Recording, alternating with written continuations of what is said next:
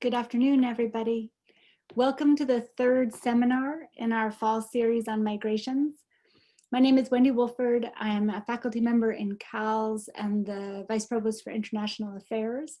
And I'd love to welcome you today. I don't have to feel badly for keeping people inside on such a beautiful day because now you can be outside while you're listening to this talk. So we're thrilled to have with us today for what is the third seminar in this fall series. We have Gerard, who is professor of Africana and Romance Studies at Cornell University.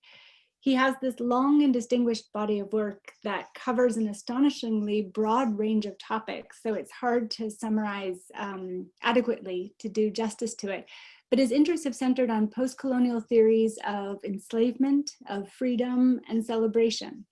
He's worked in the Caribbean and in the US, most recently publishing a book titled Freedom from Liberation, Slavery, Sentiment, and Literature in Cuba in 2015.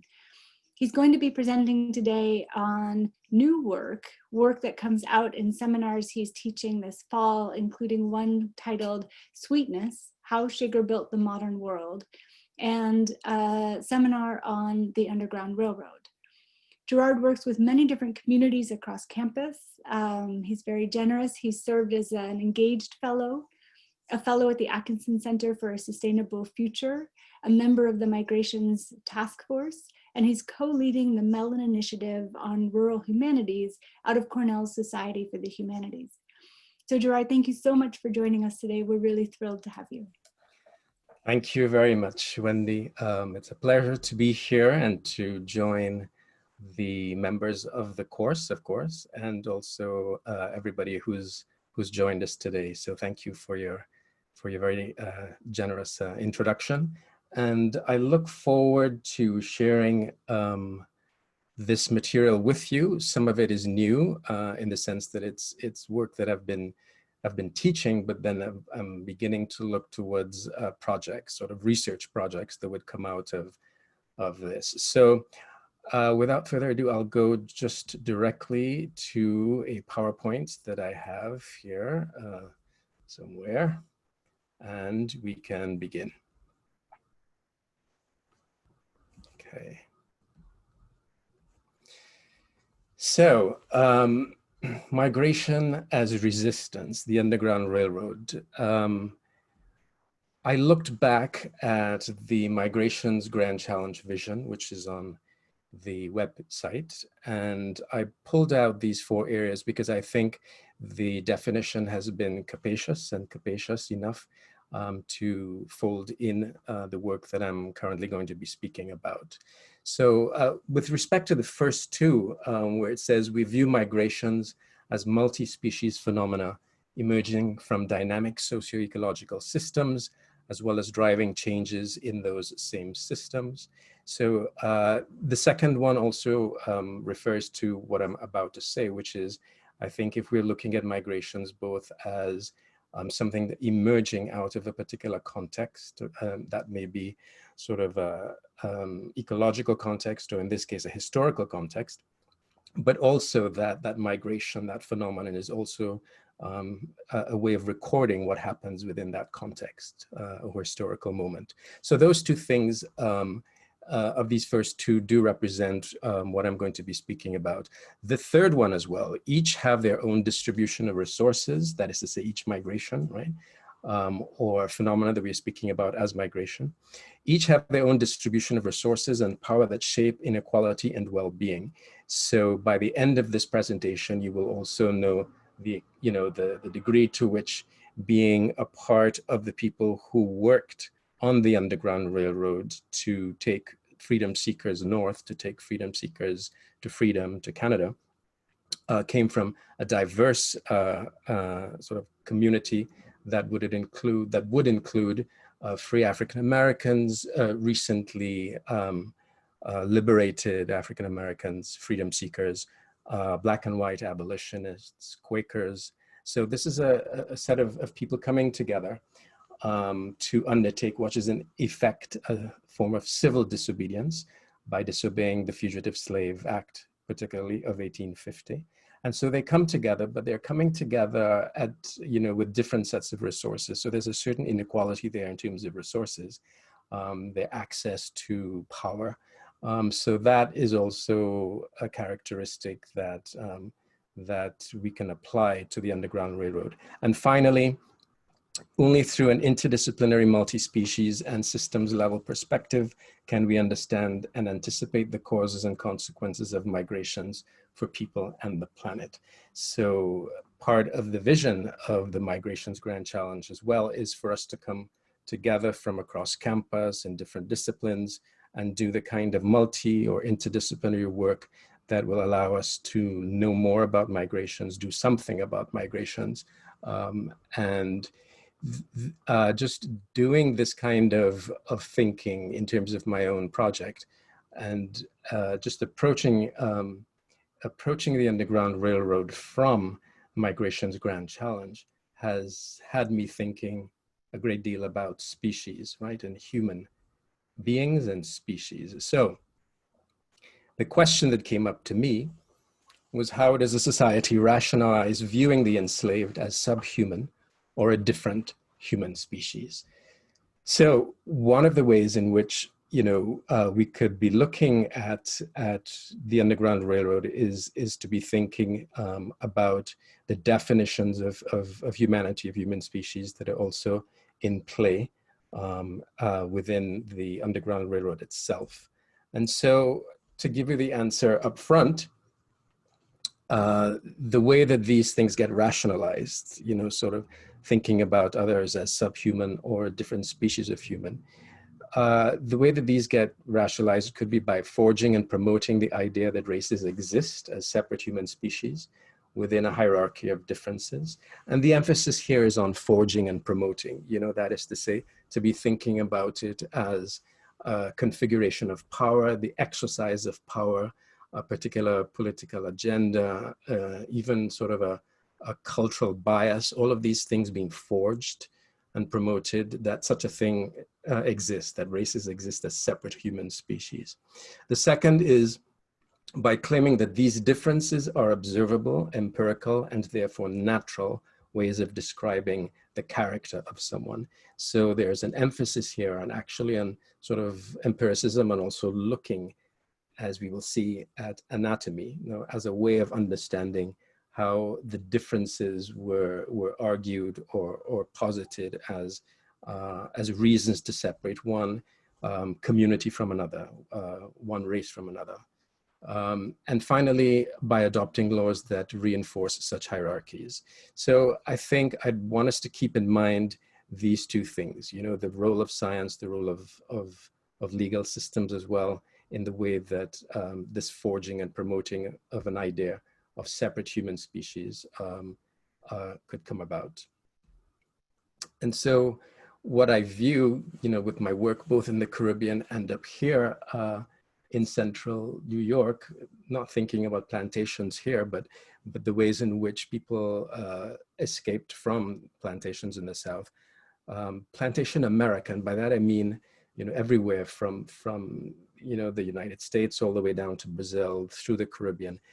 In Plantation America is where we get the origins of the idea of race and the dehumanization that goes with that definition of what the race is, right? So this is what I'm also referring to as a process of racialization. I show I found this photograph on the web, and no, this is not during the time of enslavement. This is almost 40 years after the Civil War, just a little bit over 40 years, and after the 13th Amendment, which abolished slavery. And you still get a photograph of this type. How is there this kind of continuity after even a legal statement that says, slavery has come to an end, but then there are things that continue on beyond that date. And it's something for us to keep in mind as well as we think about the kinds of negative, inheritance that comes out of a system of enslavement. Now, just thinking about the plantation and just prior to the establishment of the plantation, I think one thing for us to remember is that some of the beginning of the language, the conceptualization of differentiating humans on the basis of race began very early. And that is, with the arrival of the Europeans in the American continent, because what was presented to them was a sort of a crisis of knowledge, an epistemological crisis in which they did not know, when according to them in the scriptures, the Americas didn't exist, nor the peoples of the Americas. So they had to find a way to categorize these people. And that became a way in which they tentatively begin to conceptualize of ways of differentiating humans differently from the ways that they did in Europe, because one of the ways in which you differentiated humans in Europe was on the basis of religion. You were Christian, Muslim, or Jewish, or you were pagan or infidel, an infidel being understood as somebody who might have come across the Christians, scriptures, but have rejected them, but the pagan, so they should have been, the Europeans should have been thinking and did think about, what to attribute to pagans, right? And so this is the kind of stumbling block that they came across when they couldn't explain the existence of the Americas and the indigenous living there. So next. And so in order to have the indigenous working in the settlement of the Americas for the Europeans are asking themselves these questions. The Spaniards are asking themselves these questions. Does the Indian have a soul? Now that is a sort of a logical question, because given the fact that they're thinking about the ways in which the differentiation that they were accustomed to was on the basis of religion, right? So they would want to know, does the Indian have a soul, to see exactly if this person, this Native American would, be somebody who would receive Christian instruction, for example. And so the answer for that is really, in two directions. One, if the Indian has a soul, then this is somebody who you could think of as a subject of the monarch, as a vassal. Just like in that way, the Indian would not be distinguished from the European peasant, for example, who might have to pay tribute to the monarch and would be a subject or vassal. But if the Indian does not have a soul, then, without qualms, then the colonizer could go forth and think of the Indian as just a resource for labor, right? But the second question is extremely important. When you're speaking about what is the nature of the Indian, is a different type of question that emerges in the Americas, connected with forced labor, connected with the beginnings of a plantation system. And why is that?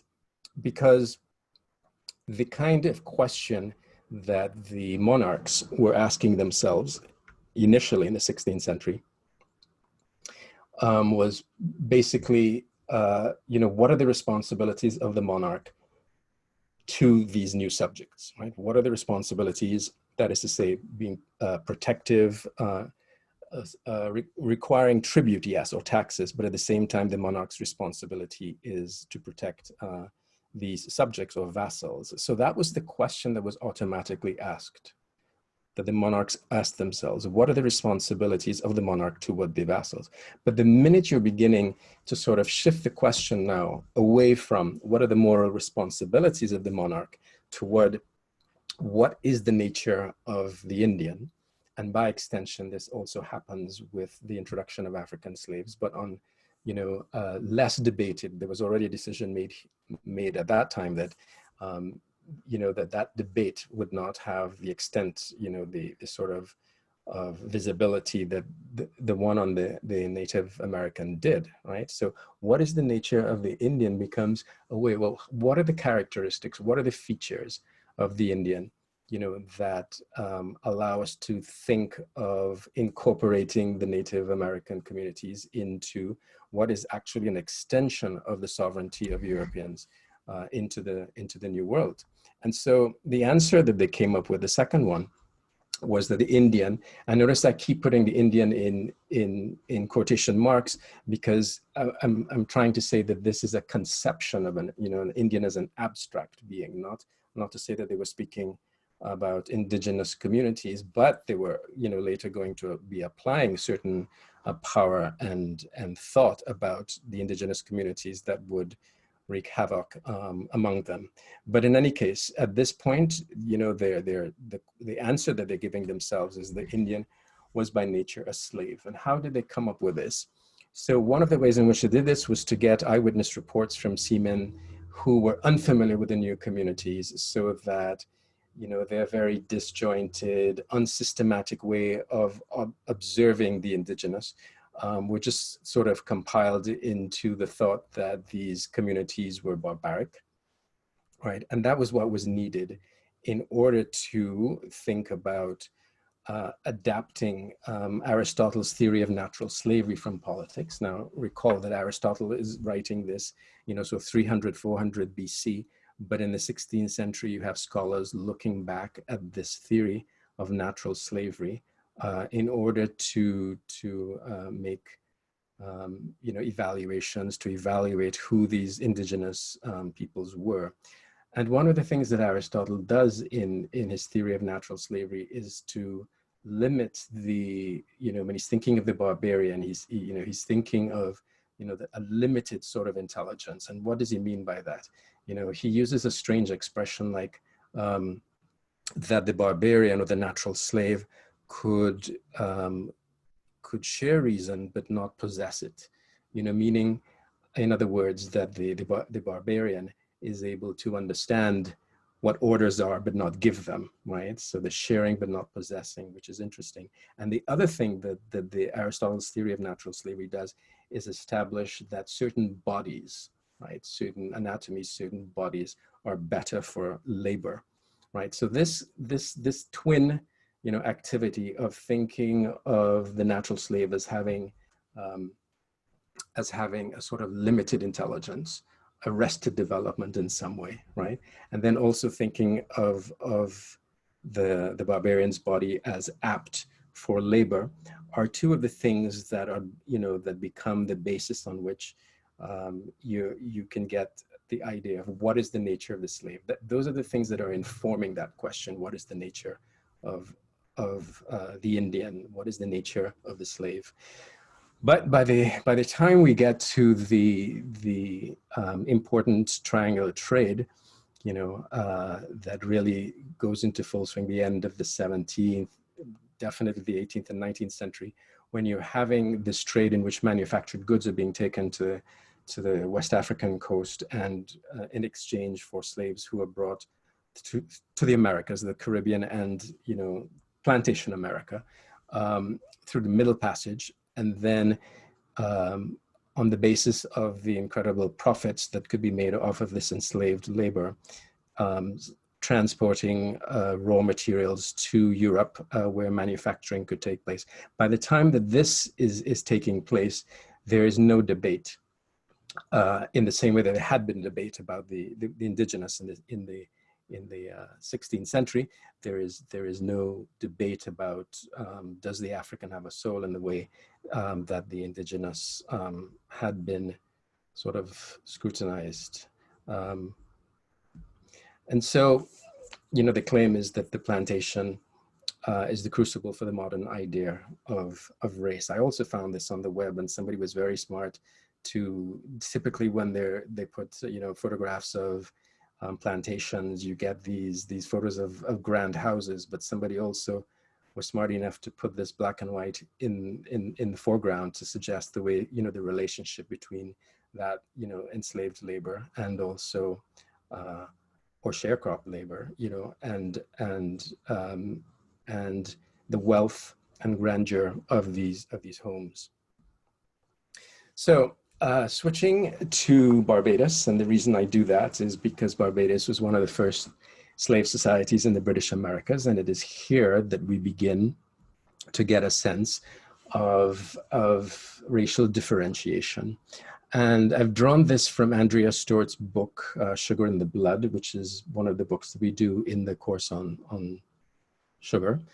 And this is what is being said here. This is a family history of Barbados, and also her family history Here she's tracing her English ancestor to Barbados, and this is roughly the 1630s. By the 1640s, sugarcane is 10 years later. It's the crop, the important crop for the island. And so she talks about George Ashby, that is her first ancestor there. And this is what she says: if the Barbadians helped to invent the concept of whiteness and the privileges intrinsically connected with it, they also, by extension, helped to invent blackness and its associated disadvantages. And so the transformation in the makeup of Barbados and the resultant racializations of its laws changed both the island and the world. It also shaped George Ashby's inner life. He was increasingly aware of himself, not just as a man, but as a white man. In this society, his color, which he would have given little thought to in his old life, was becoming the most important determinant of his identity. Simultaneously, the island slaves, who had previously thought of themselves as Kuba or Coromantee or Igbo, now had to accustom themselves to their new identity as Blacks. So again, she's describing all of this as taking place in the 1630s, 1640s, where her ancestor begins to identify himself as a white man. Now, what she brings up here is something that's very hard for us to locate or understand. That is to say, this awareness on his part of himself being white. In contrast, we have a book by Jacqueline Battelor, who's really looking at the sort of the historical emergence of whiteness, and just looking specifically at laws, right? And so her book, Birth of a White Nation, again, she's looking at a similar period, right? Just more towards the end of the 17th century. You have anti-miscegenation laws, which prior to these, to this period, any person who's a settler from England in the Americas would have understood himself or herself as English or Christian. Those were the ways he or she would have distinguished themselves from other people. But in 1681, you have a law which is for the first time includes the word white to describe a distinct group of humanity. So here, taking place in Maryland is an example of a sort of a legal document that is designating that there's such a thing called white. In fact, I believe that even this had to be explained to the English, because this is a law that emerges in North America, and the English didn't have a precedent for this. So these anti-miscegenation laws, again, I focus on these laws because they're trying to tell us something about the ways in which you can defend the idea of species being different, right? So they are informing this particular moment as well. And so anti-miscegenation laws like this, for example, in Virginia and Maryland, where a white person may be prohibited from marrying a person of African descent, also of indigenous descent, and so an example of that would be an English or freeborn woman who married a Black slave and had to serve his master, for the duration of her husband's life. So that would be an example of the sentence that would come out of having, done something that was prohibited. And so the anti-miscegenation laws are benefiting plantation economies, clearly, but they're also doing this. They're creating and reinforcing these concepts of whiteness and blackness.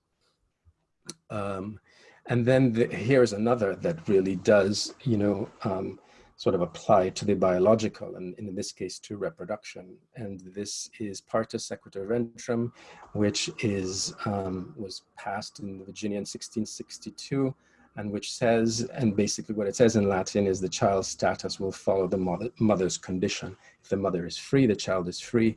If the mother is enslaved, the child is a slave. So Frederick Douglass himself, somebody who did escape on the Underground Railroad, thought about the same, and he actually uses the terms that following the condition in this particular passage, which comes from narrative life of Frederick Douglass. And this is what he says: "The whisper that my master was my father may or may not be true, and true or false, it is of little consequence to my purpose, whilst the fact remains in all its glaring odiousness, that slaveholders have ordained and by law established that the children of slave women shall in all cases follow the condition of their mothers, and this is done too obviously to administer to their own lusts and make a gratification of their wicked desires profitable as well as pleasurable. For by this cunning arrangement, the slaveholder, in cases not a few, sustains to his slaves the double relation of master and father. And so by the time that we're speaking about the Underground Railroad, and especially from the 1830s to the beginning of the end of the Civil War, you're having the emergence, and more than emergence, you're having the fortification of a language or racial science that is trying to look at anatomy again. That is why I wanted to again speak about, when you have the question of what is the Indian, right? What is the nature of the Indian? And the kind of evidence that was brought to bear on the answer, you get the same thing happening here in terms of a science that is trying to say that by basing itself on the observation of human anatomy, is trying to say that African Americans are a different species from white Americans. And we have to understand that this was not just, knowledge that was handled by an elite group of scholars, but also it was popularized, so this was an understanding against which, for example, Frederick Douglass is arguing. And polygenism or polygenesis is one of those theories that emerge and that exemplify, this sort of racial science.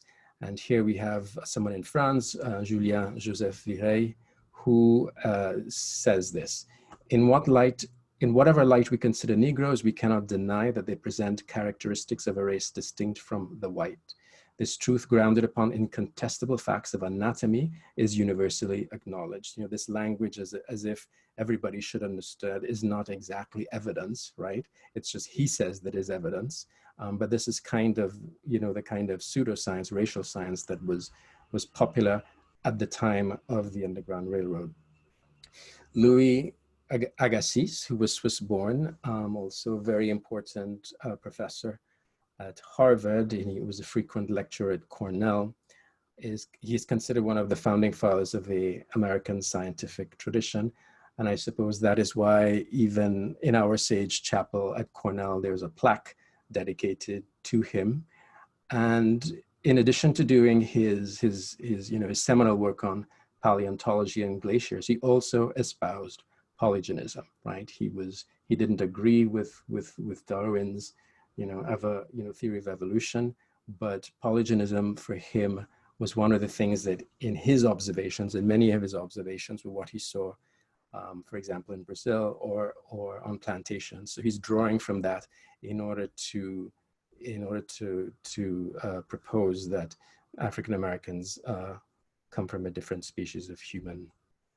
And so this is some of the background, just to be understanding the ways in which the Underground Railroad gets,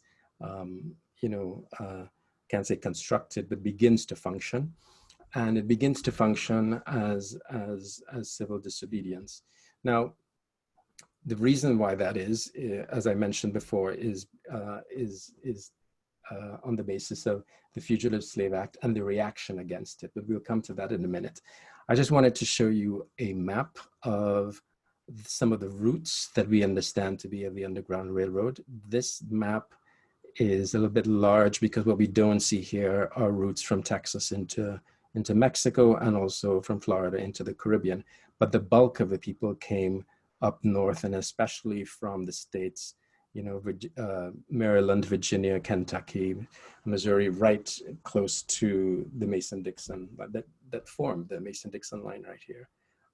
And so these are the routes. If this were more I can't say interactive, but I think that this map would be a better one if we understood that these arrows were intermittent, or that there was movement in terms of, of these arrows themselves, because they give you the sense that there was a constant flow. And all the flow of people going to Canada, depended on many factors. And so this is something that for us to think about, you know, that these arrows are roughly accurate. And so in our region, this is not the best map, but we can see that movement came up from the Philadelphia, New York area, and then also through Pennsylvania. And this one is the one that is closest to us, to Elmira, and then up to Ithaca.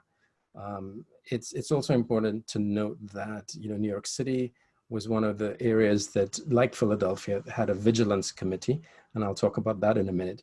But New York also had commercial ties with the South. So you had abolitionist sympathies and sort of movements, but you also had pro-slavery in New York City as well. But when you begin to get up to our area, that is to say, you know, Albany, Syracuse, our area is much more abolitionist.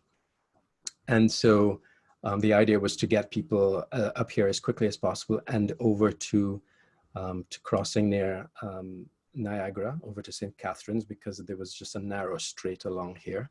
But that wasn't the only route. As you can see, there were others, some heading straight up north, heading up to the Montreal area, but this was a frequent one. And the reason why this was frequent as well is because of the Erie Canal. And before I look at this, I just wanted to slip out for a minute and go to something else that I wanted to share, and that, oops, sorry.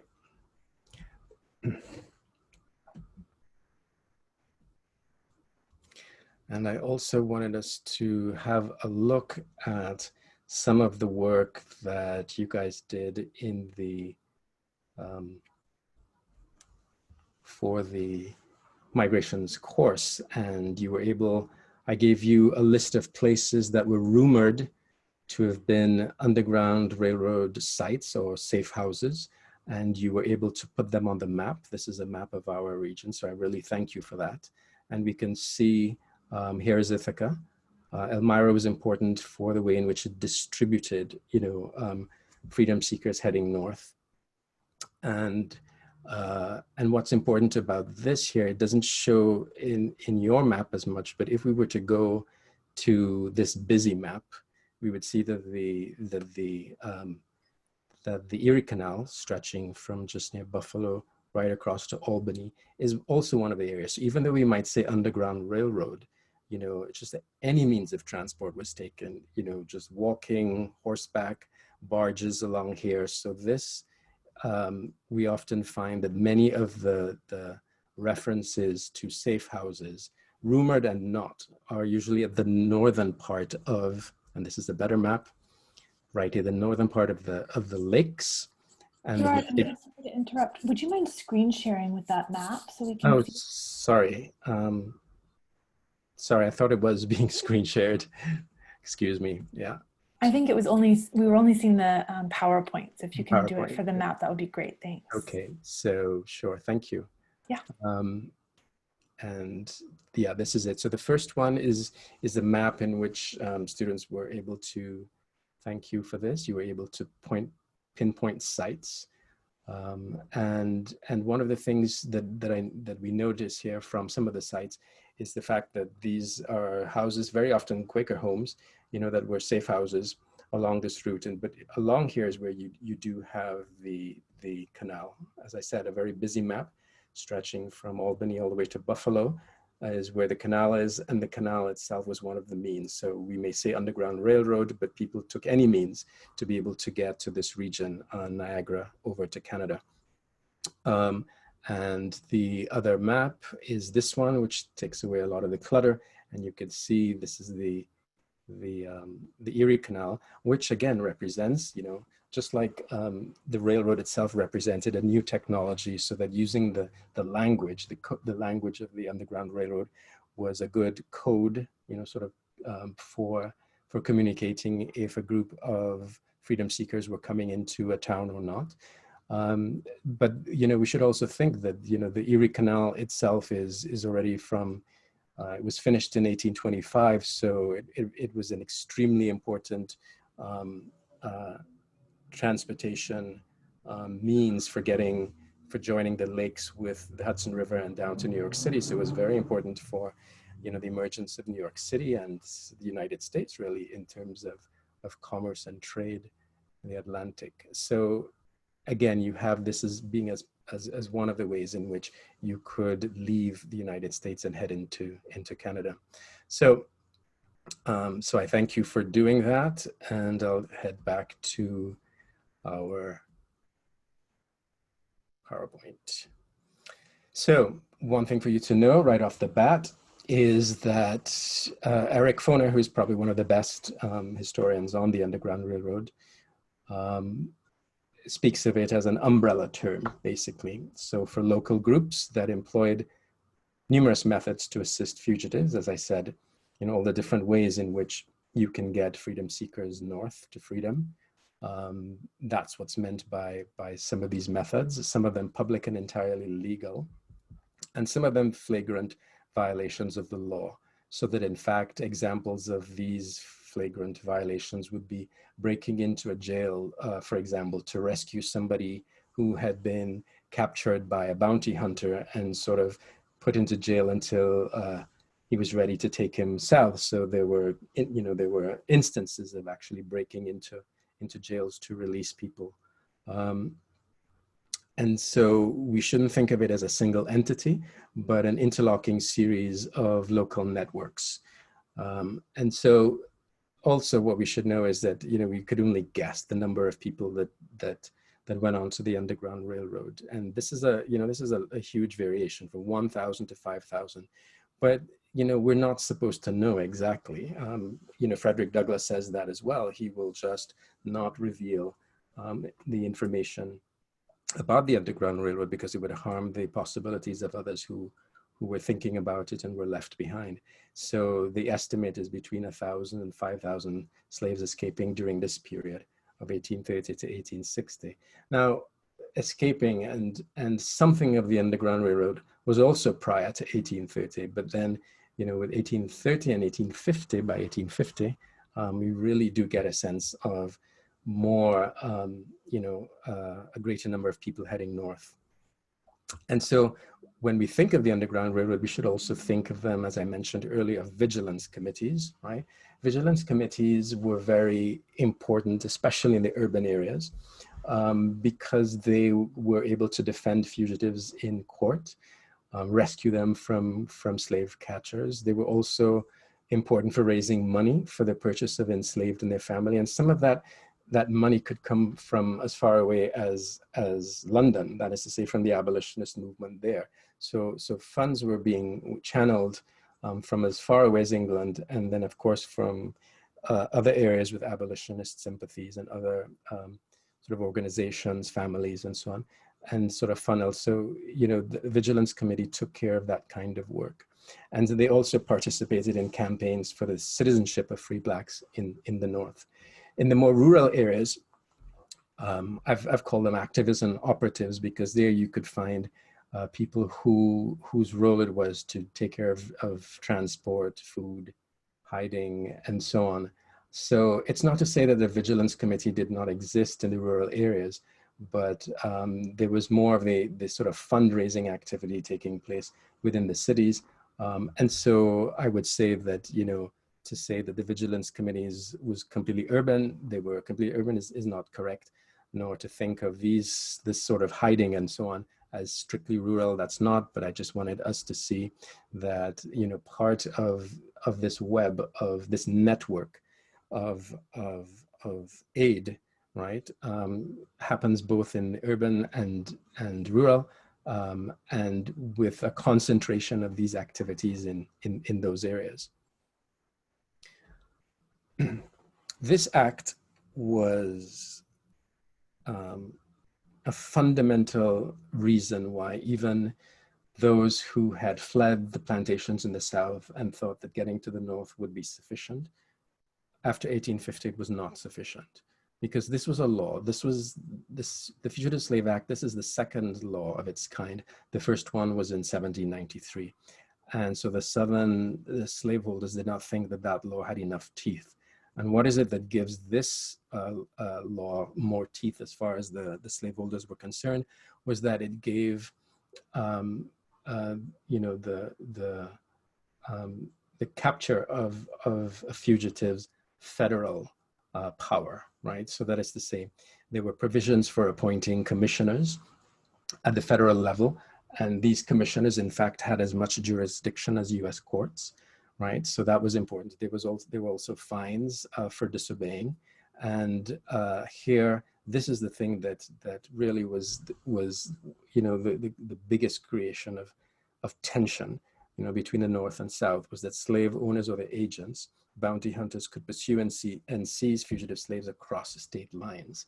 So that felt like an overreach as far as the northern states were concerned.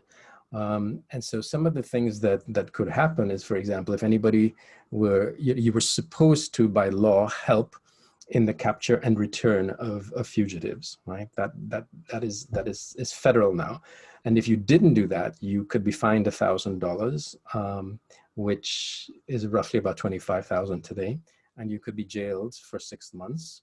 And you could also be liable to pay 1,000 in damages for each fugitive lost. So we can imagine, you know, these are, you know, the ways in which people, because they were morally outraged, risked, you know, risked their livelihoods in order to assist freedom seekers heading north.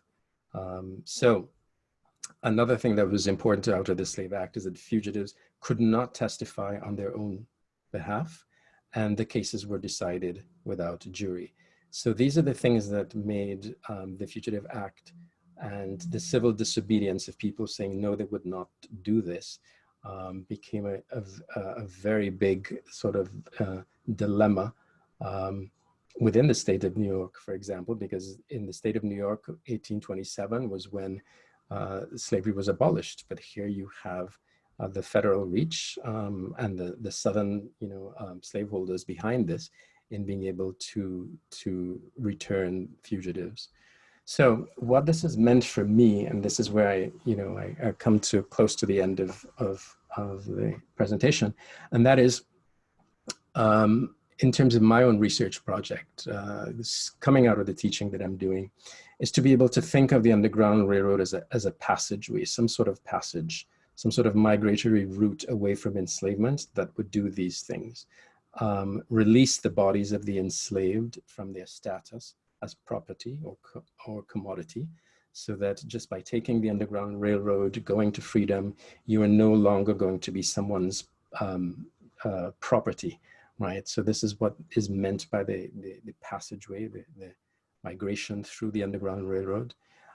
It also is an occasion for what I'm calling civic rebirth. That is to say, as opposed to the law that the child should follow the mother's condition. And now what you have in terms of the Underground Railroad as a passageway is something that goes in opposition to that particular stipulation on law in the South. So when you're going through the Underground Railroad and obtaining freedom, you're actually counteracting this law.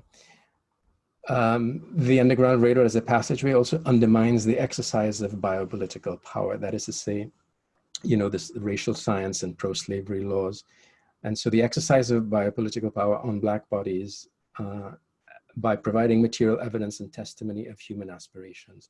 So in other words, what I'm seeing is this passageway as a way to mark, sort of look for the material evidence of the human aspiration to be free. And finally, I think what I want us to, you know, what I want to be able to think about in the research project is the way in which the passageway leads the freedom seeker to what is considered freedom. That is to say, by which all of these things apply, no longer commodity, can actually enjoy the rights of freedom. But then there's still a question which they find out shortly afterwards is they ask themselves, what is freedom without equality? Which unfortunately is still a question with us today. for African Americans. So in that respect, even though the Underground Railroad may be seen as a historical phenomenon, it still has questions that are pertinent today with respect to the relationship between freedom and equality. And so the work that I've been doing with colleagues has been at the St. James AME Zion Church downtown, which was established in 1833, actually built in 1836, but 1833 was when the idea came about to establish it. And we know the site to be one that was visited by Harriet Tubman and also Frederick Douglass. So these are some of the giants with respect to the Underground Railroad, or also speaking about the Underground Railroad that concern us. And finally, you know, I just wanted to point out that the Underground Railroad, as I said, might be a historical phenomenon, but looking towards, you know, future research, I think it's, you know, it's timely. The departures and arrivals are now. So I think I will end here, and I look forward to comments and questions.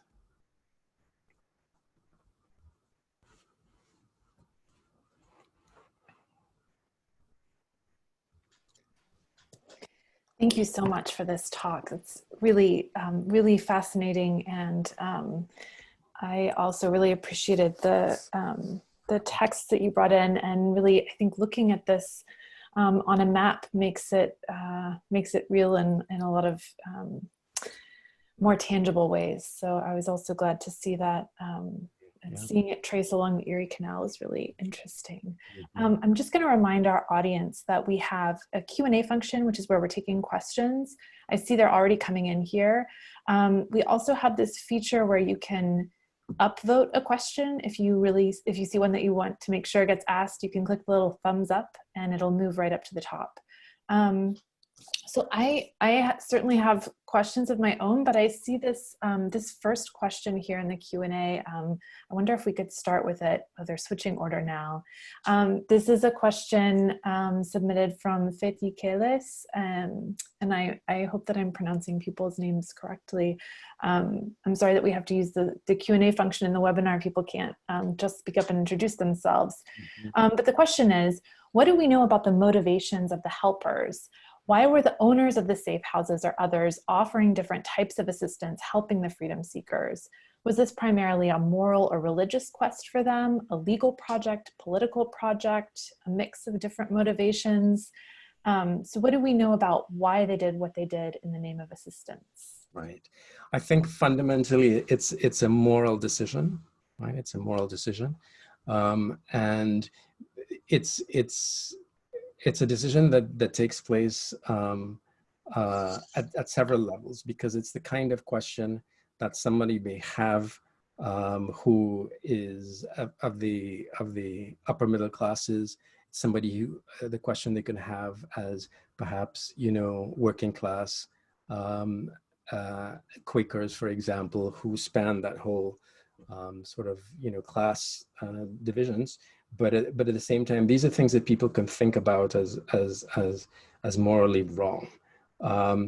At the end of the 18th century, there was also what was called in the Northeast of the United States, a spiritual awakening, a second spiritual awakening, in which people were thinking about, you know, sort of their spiritual strivings, and so within slave narratives, you do find a kind of a description of a process of spiritualism and so on. But this was something that was going on, especially in the Northeast, in terms of the abolitionist movement. Also, you know, speaking to people about the moral issue of enslavement, so that it was widespread, and it's precisely why the slave narratives became part of the abolitionist movement, to be able to rally people to the cause. So, and then it was also being spoken about in some churches, right?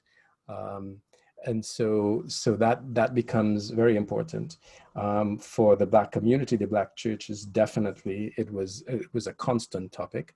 And so the kind of maybe political action that might come out of that would also be, for example, you know, the women in the Black churches who were raising pennies just to be able to provide, you know, for clothing, food, and so on, shelter for freedom seekers heading north. So it's first and foremost a sort of a moral stance, but then, you know, from there to go to the practicalities of how do you raise money, how do you do this activism, and so on, was part of it. Then at another level, you're finding people like William Henry Stuart, whose house is in Auburn. He sold Harriet Tubman the land in which she built her house in Auburn, New York, which is like, you know, 40 minutes from here. And he was a senator of New York State. He was the governor of New York State. He'd been the Secretary of State under Abraham Lincoln. And what I'm trying to say is this is somebody who's not only practicing a sort of a, you know, practical politics at the grassroots level, but is also working against slavery at the national, you know, at the state and national level. So politics in that sense as well.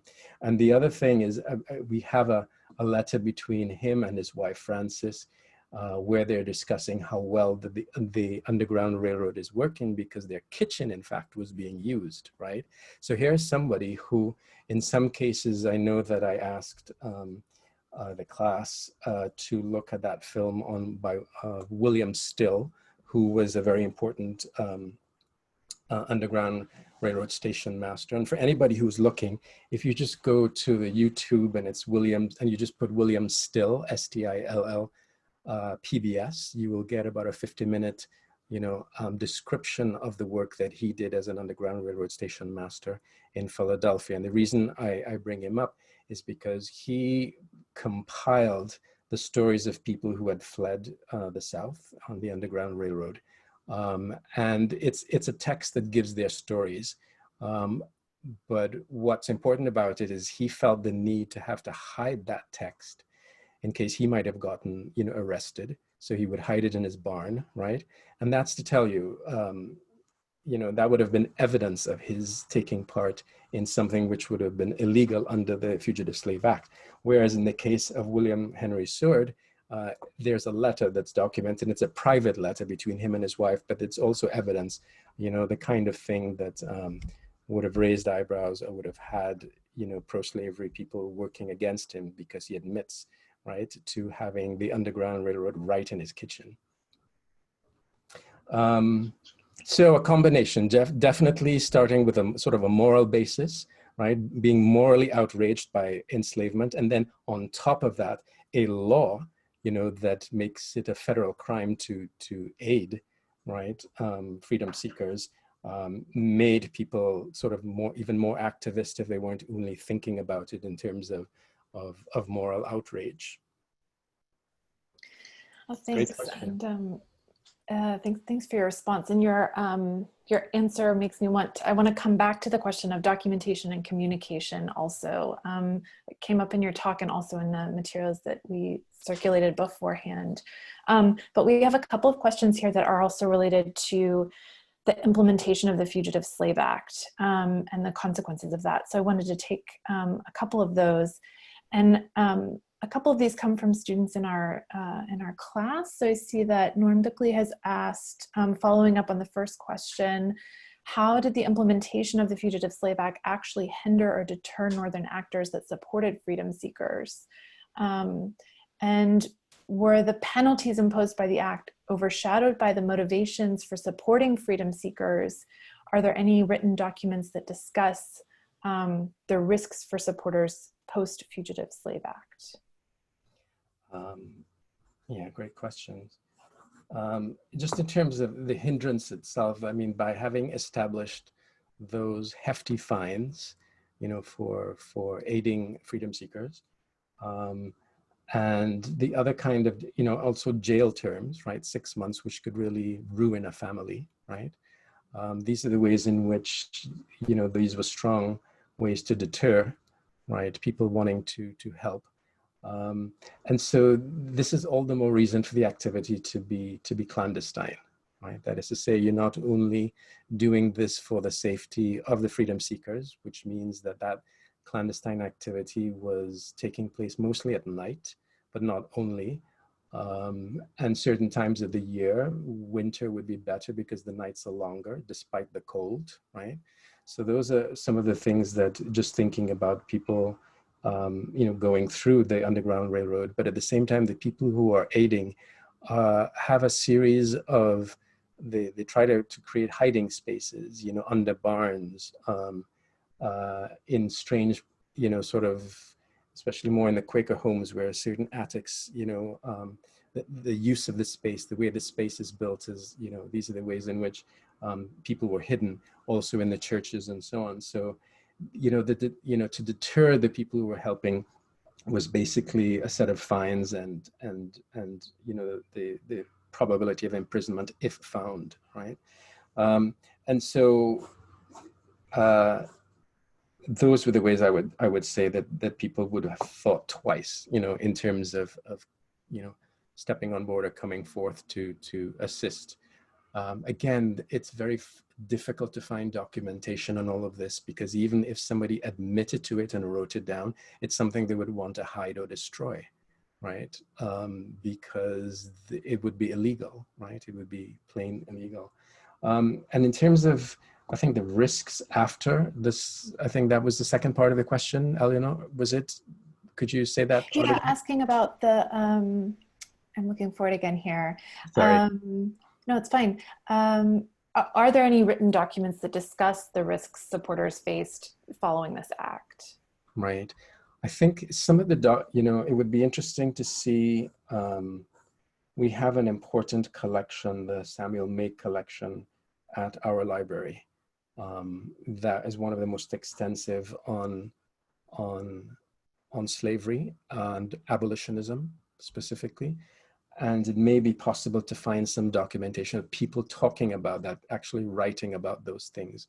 To my knowledge, there's no sort of one text we can go to, and that sort of archival work is quite available for us, because if you just went to the rare books, manuscripts in our library at Olin, you will be able to see that there's a Samuel May collection, and that would be the first place to sort of look for some of those documents and see what might have been written about that.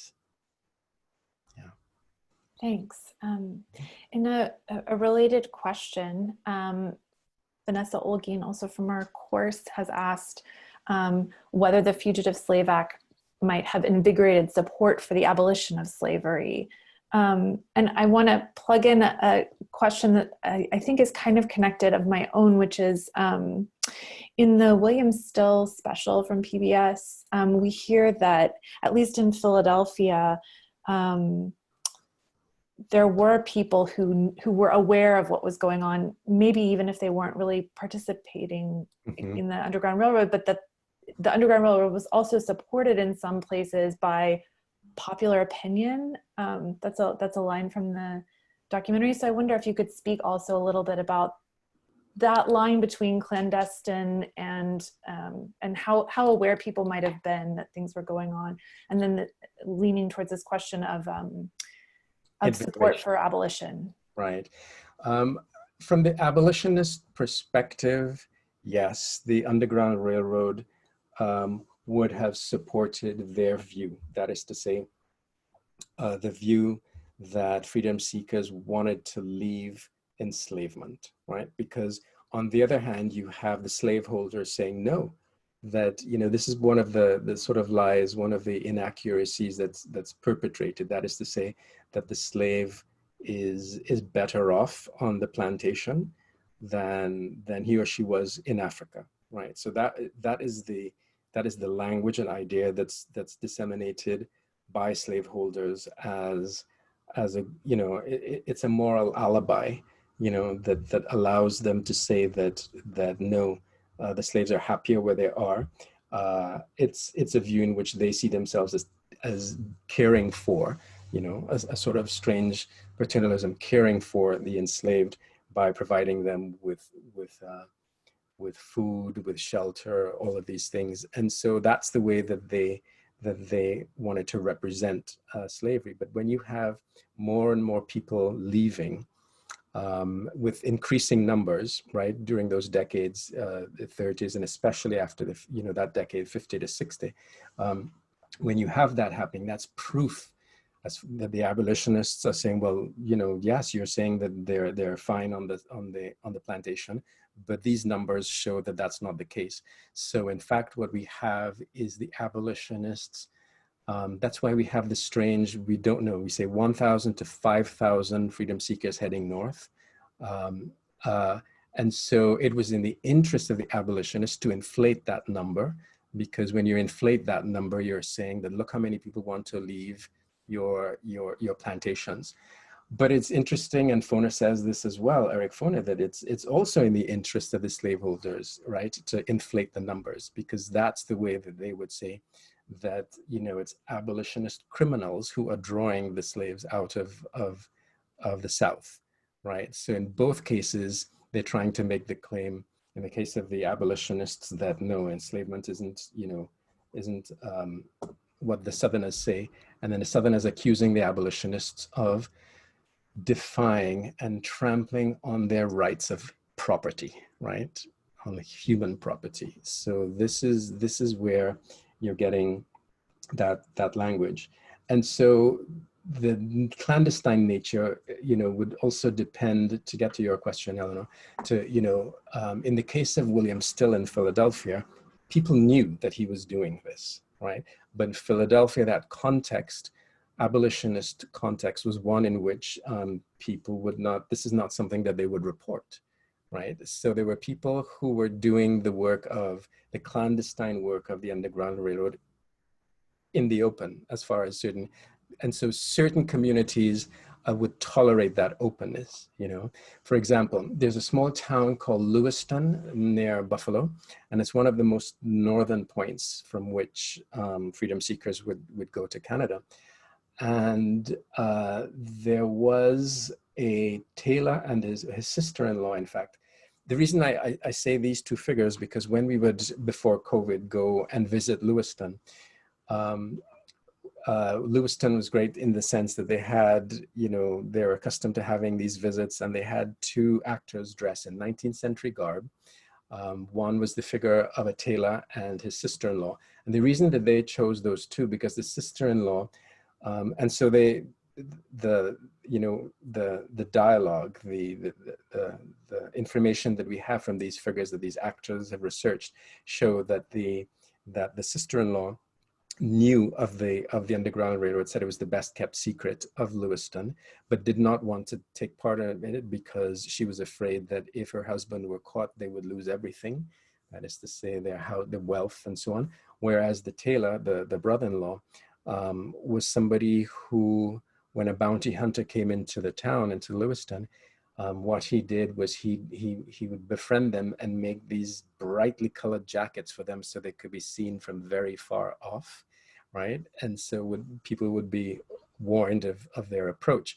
And so clearly, even the people who are putting on those jackets aren't aware of a sort of a clandestine reasoning, right, behind the welcome, right? But at the same time, a lot of it just depends on the community and its willingness to have this above ground, because they felt that it was morally the right thing to do, which was to help freedom seekers to get north.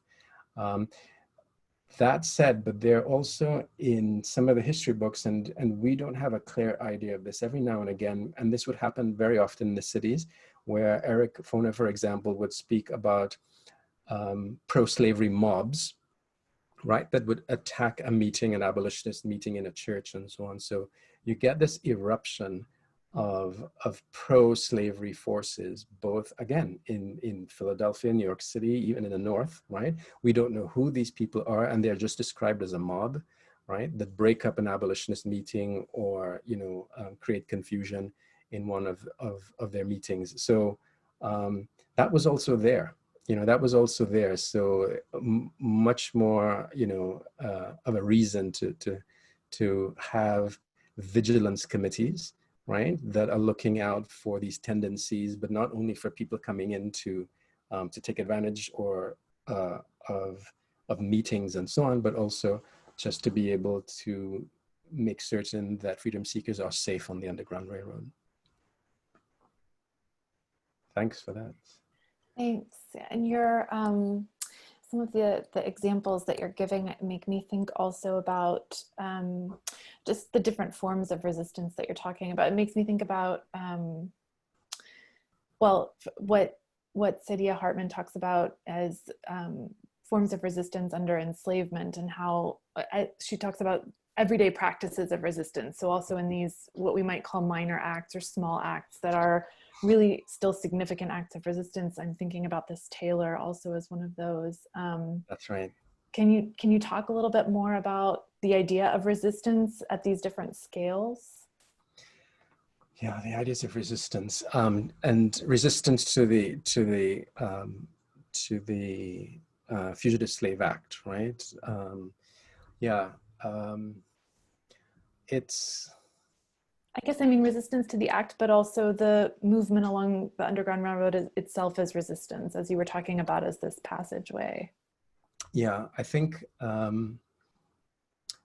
to carry out that activism of having people go through the underground, assisting them in ways that perhaps would not have brought certain communities together before. You know, as Eric Foner says, you know, the Underground Railroad is one of those of the historical phenomena in the United States, probably the first time where you have Black and white Americans working together, right, on the Underground Railroad.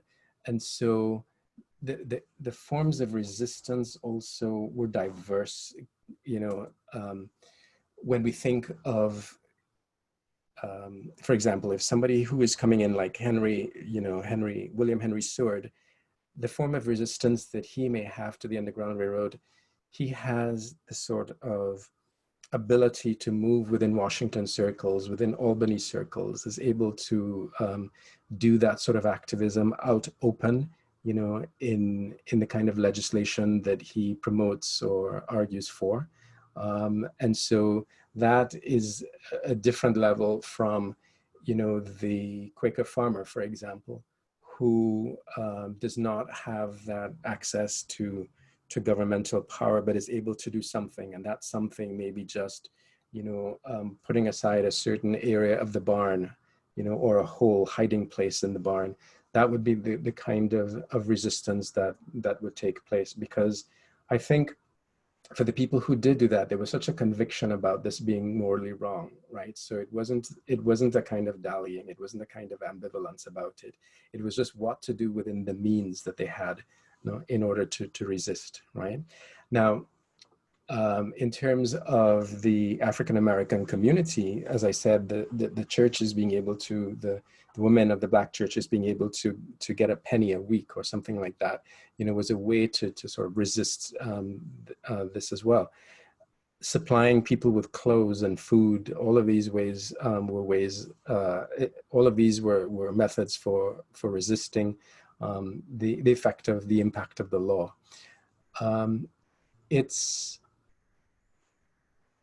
I think what is moving to think of the actual people who are on the Underground Railroad, the whole activity of escaping clearly is a form of resistance, but what they had to do as compared to others who were coming forth with assistance, what they had to do was to put themselves in the hands of complete strangers without the most basic, you know, needs, that is to say, not having any guarantee of food or shelter or protection, right? To put yourself in, so these are acts of resistance in which you are actually surrendering your safety, right? And that of your family, right? And those were the sort of, obviously the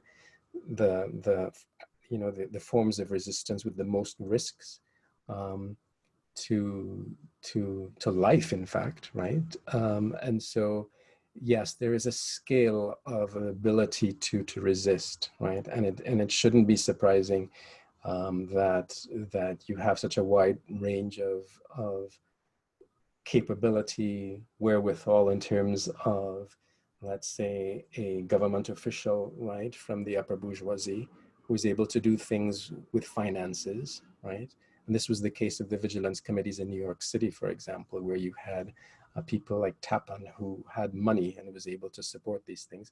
And then the actual people on the Underground Railroad who were escaping that had the most at risk, right?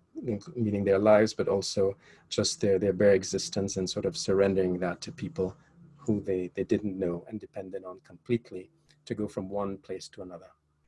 Mm. Sounds like that surrender, is it fair to call that also a form of trust then? Yes, yes, it is. Trust as a kind of resistance in a way. Yes, it is, you know, it is.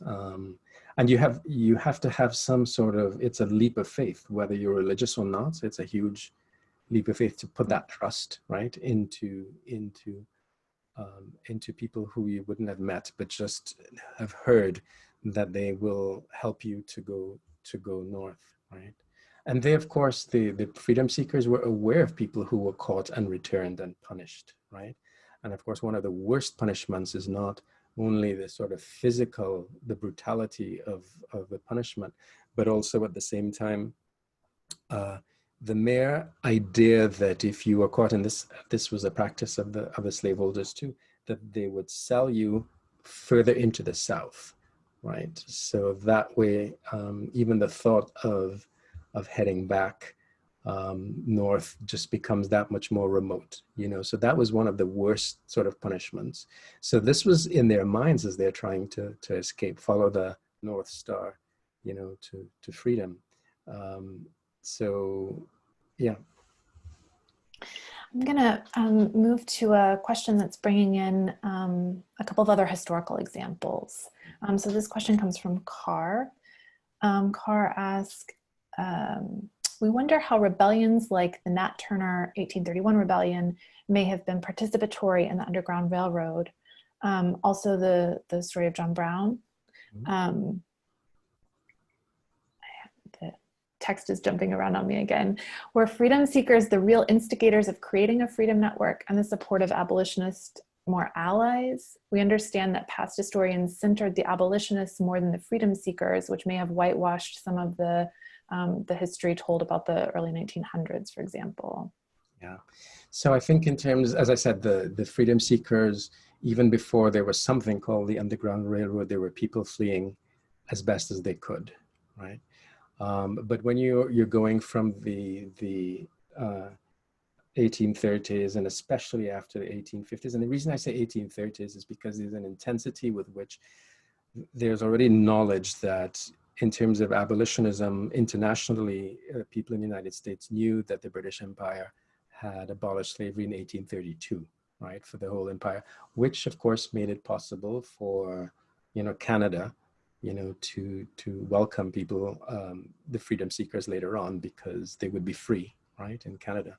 So internationally that was going on, which sort of created, you know, greater tension, greater, you know, greater impetus, you know, on the part of the abolitionists from that period onwards, and especially after 1850.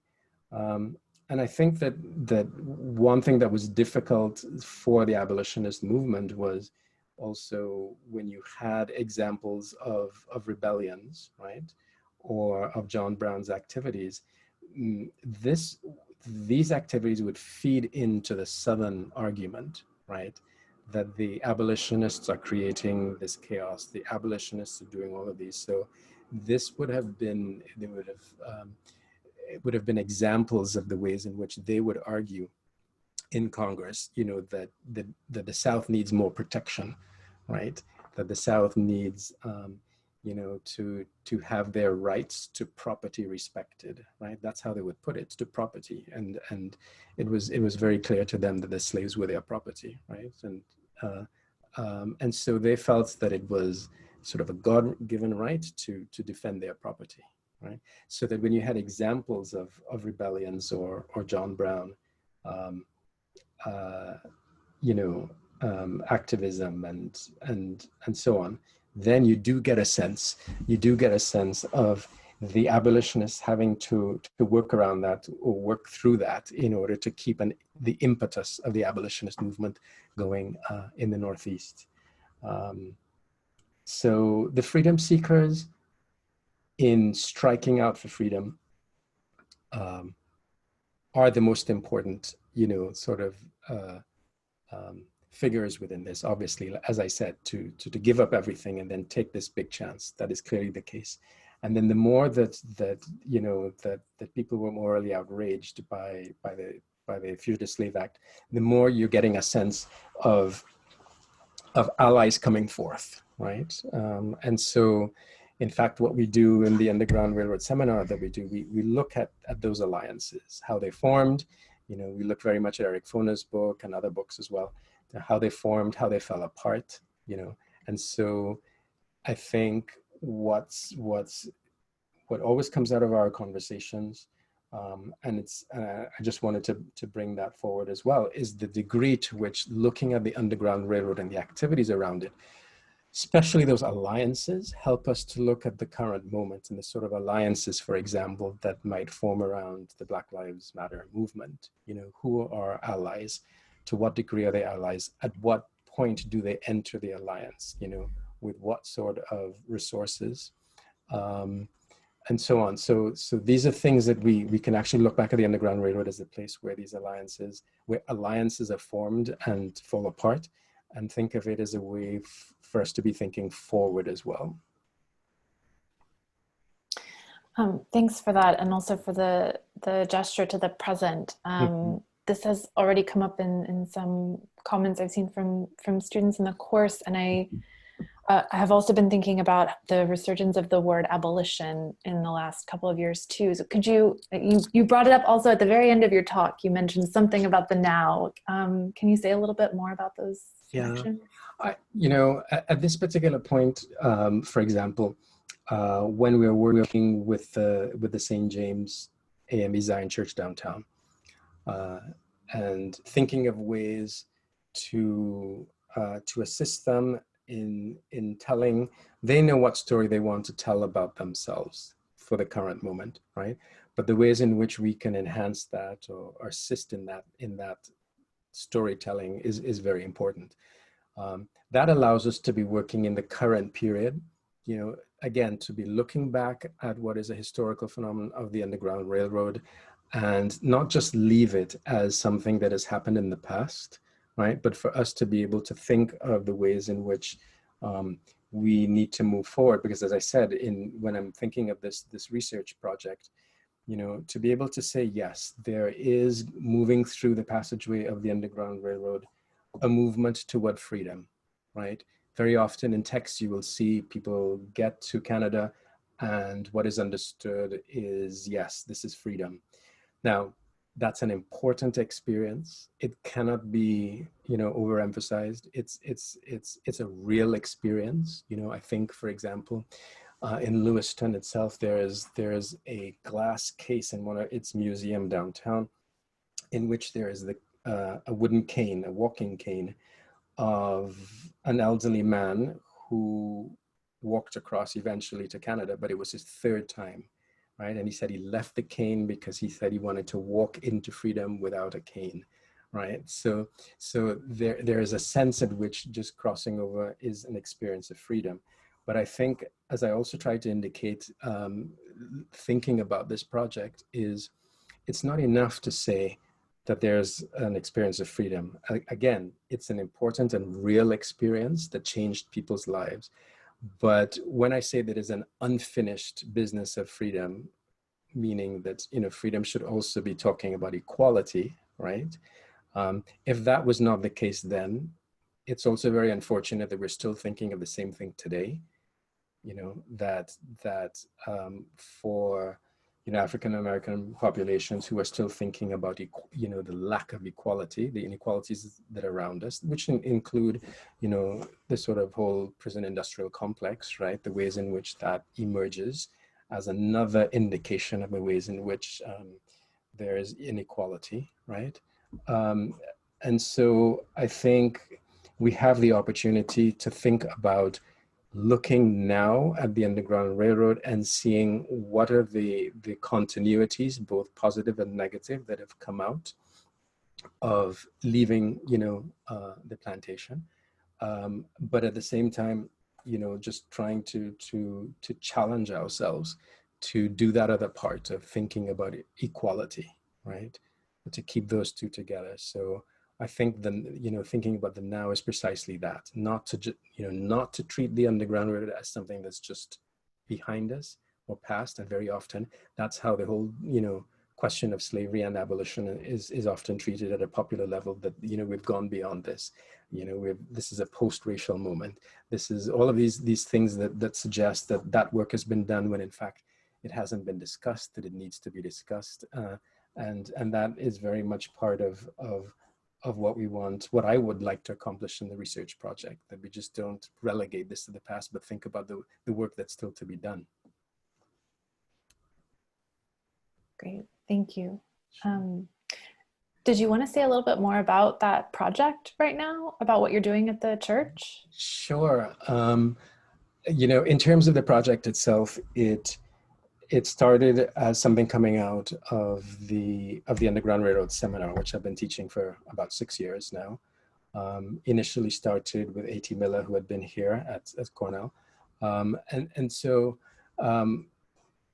it began out of that, but now because of the current interest, I think there are people stepping up for various reasons, to be part of such a project.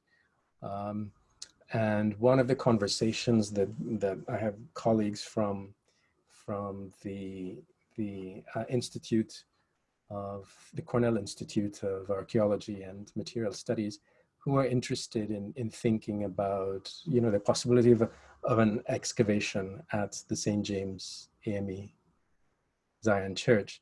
This is the kind of project that can only be done with the approval and participation of St. James itself, and that is, I'm happy to say, that is very much there, right? So that we've now created a kind of a team effort that entails both the St. James as well as colleagues here at Cornell, to be able, again, to think of, I think what we are very much after is one objective, and that is to say, to enhance, to help St. James tell its story, right?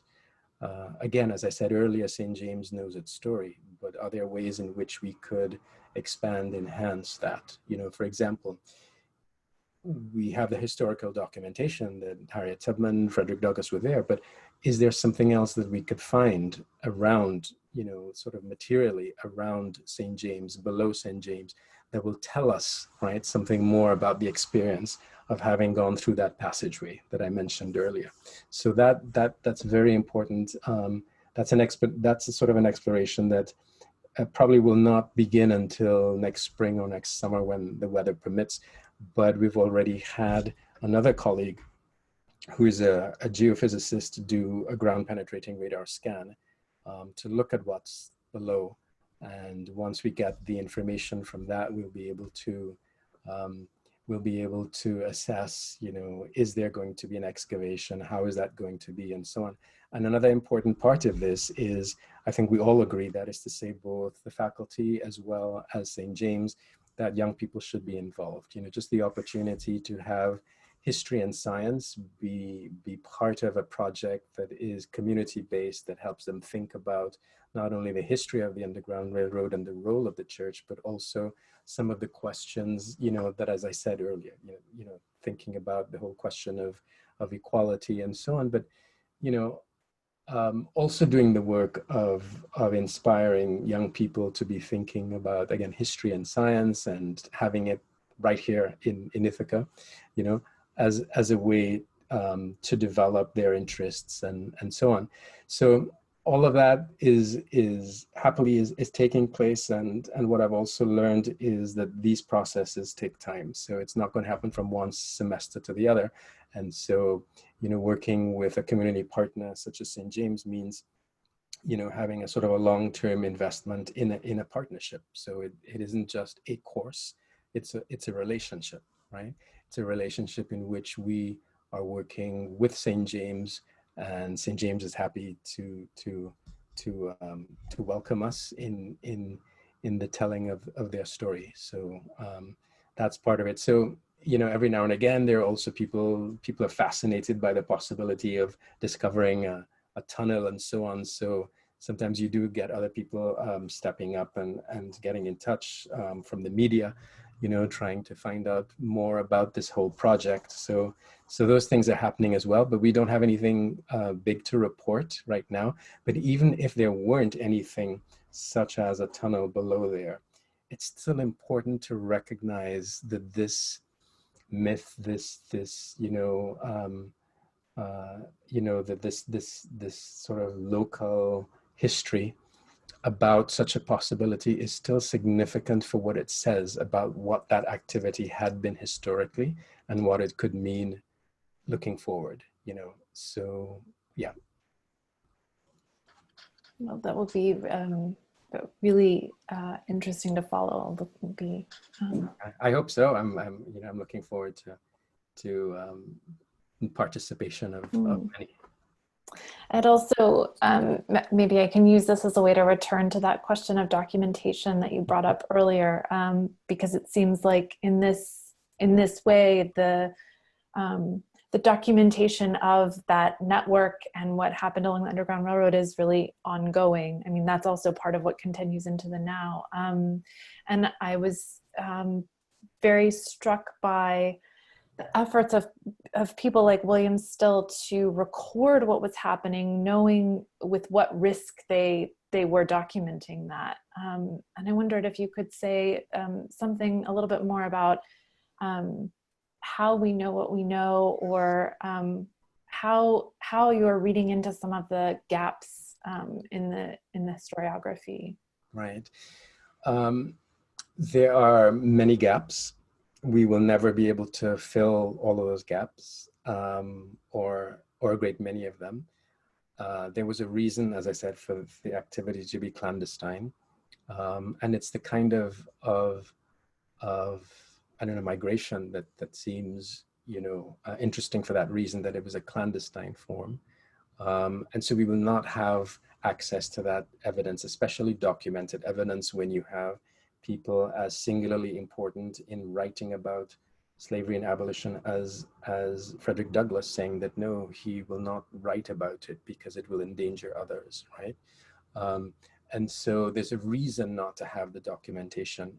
In addition to the fact that we will not have access to it, there are other people, you know, making that decision that they will not talk about it, both from people who would have traveled through the Underground Railroad and also the people who helped, simply because it was just illegal, right? So we won't have that. So how do you work with the Underground Railroad thinking about that? One of the ways is also to just hear the storytelling about the Underground Railroad, right? So that there are some people who, the local historian, the name doesn't come to me right now, but I believe she created sort of 3 scales, you know, that is to say, real sort of documented evidence of a place being, having been visited or having been used as an Underground Railroad site. So there is that. Then there is another level, which is there's probable evidence, but it's not clear. And then the other, where there is no evidence and just rumor, right? So I think it's important to take them all into consideration in telling the story of the Underground Railroad, right? Because that thinking around the Underground Railroad, that imagination, a sort of a historical imagination that isn't fully dependent on those facts, are still important for the ways in which the Underground Railroad is contextualized or spoken about, or even the ways in which it might have a future, right?